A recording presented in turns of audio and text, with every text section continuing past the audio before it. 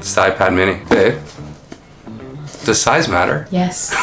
So, no to this? Size matters? We're talking about iPads, right? I wasn't.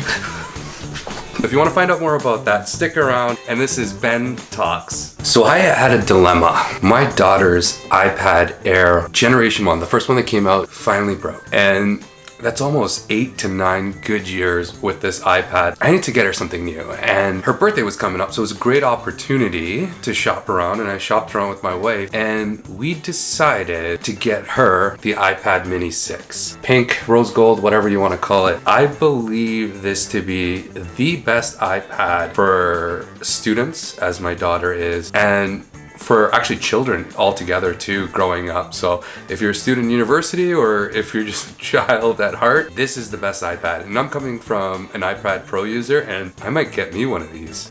This has to be my favorite iPad for day-to-day use. I have behind me the iPad Pro 12.9, and as much as I love it, I have to be stationary somewhere. It is somewhat cumbersome. The size is amazing when I want to use Procreate, when I want to use LumaFusion.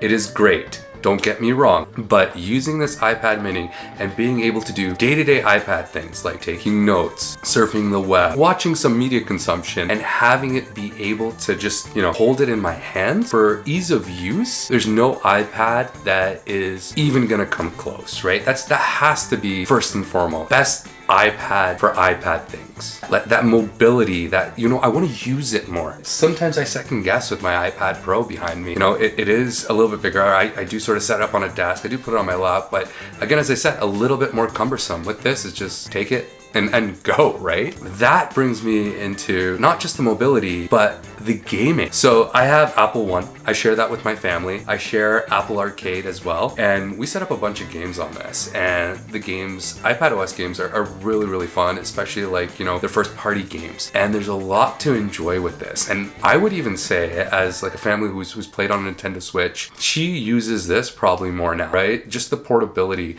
the games and the availability, the ease of use of just downloading the games and the level of different games that are available, right? This is, dare I say it, a Switch killer for just, indie games, having fun and just having it around. It's so easy to take with you. The battery life is amazing. The power of the chip that's in this, which I will get into later, which actually coincides with the battery life being amazing, allows you just to play video games effortlessly at 60 frames per second, which is super, super amazing. And if you haven't, get yourself Apple One, get yourself Apple Arcade and start downloading some games. Enjoy it on the mini, because honestly, best iPad you can get. 3 really, really key clutch things on this iPad. First and foremost, with this, they got rid of the Lightning port and they put a USB-C that I believe has up to 10 gigabytes per second data transfer speeds. And I love to add peripherals and use peripherals with this thing. Like the SSD, I have an SSD video that you guys can watch. A great attachment. That's how I edit all my videos, right? That's first and foremost. An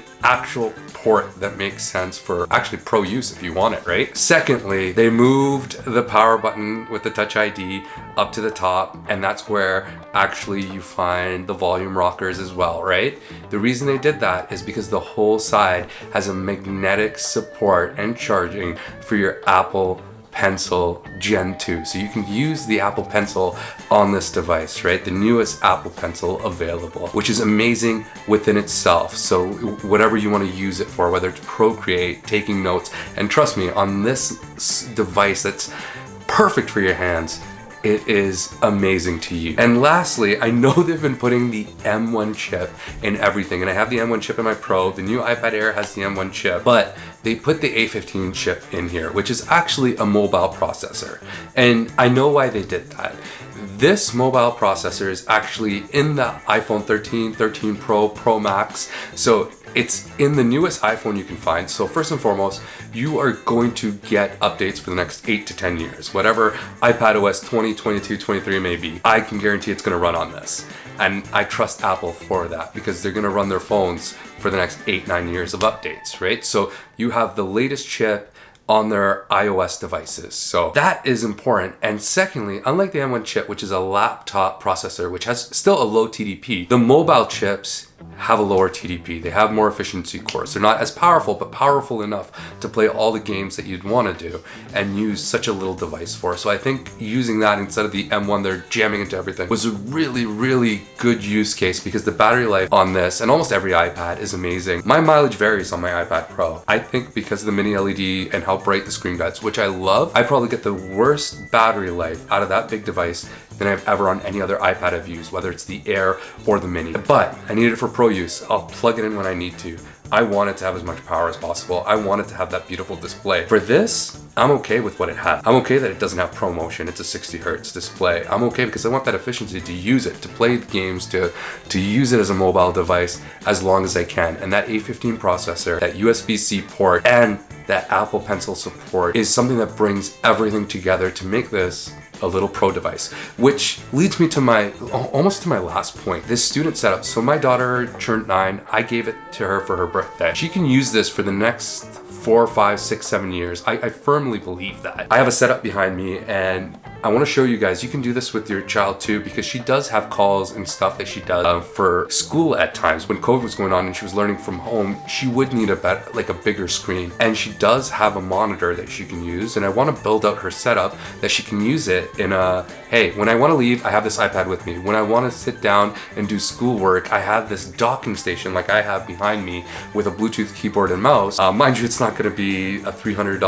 Bluetooth keyboard and mouse that I have. That's why I believe that this isn't just made for kids. As much as I say this is the best iPad for kids, I think it's the best iPad for students as well. So you can do this docking station yourself. If you're in a university dorm, you need that small space. You know, backpack space is, you know, a commodity, and you want to really travel with this and you don't want it to be cumbersome. You can do the same thing I'm doing with my 9-year-old daughter. I think that scales up, and it could honestly, I can find myself using this, and I'm almost to a point where I want one for myself to see if I'll use my iPad even more so. This can edit 4K video if you want. It's a perfect device, and the best iPad for it being an iPad. This 8.3-inch screen, the mobility to take it with you, right? I'm showing you the setup. Lastly, just before I end this, and I say it's an amazing device, it's probably my favorite iPad.